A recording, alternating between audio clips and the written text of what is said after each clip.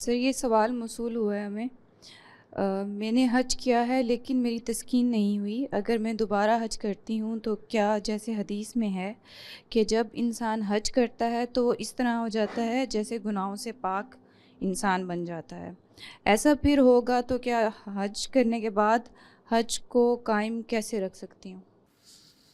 حج تو ہو گیا، اور اس میں بڑا سوال یہ ہے کہ آپ نے کیسے کیا، یعنی یہ سمجھ کر کیا کہ حج کیا ہے؟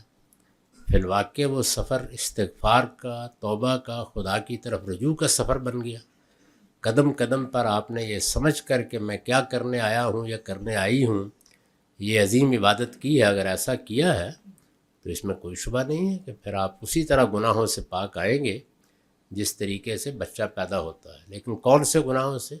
جن کی تلافی کرنا ضروری نہیں، وہی گناہ ہوگا۔ جو گناہ ہم سے ہوتے ہیں وہ دو طرح کے ہیں، ایک وہ جن کی تلافی کی ضرورت نہیں ہوتی، آپ نے گناہ سے ہاتھ کھینچ لیا، معافی مانگ لی، گناہ معاف ہو جائے گا۔ لیکن تلافی یعنی کسی کا پلاٹ قبضے میں کیا ہوا ہے، تو آپ 15 حج کر کے آ جائیے، وہ پلاٹ تو اسی جگہ پڑا رہے گا اور وہ یہ پوچھتا رہے گا کہ میں کس کا ہوں۔ تو تلافی کرنی ضروری ہے۔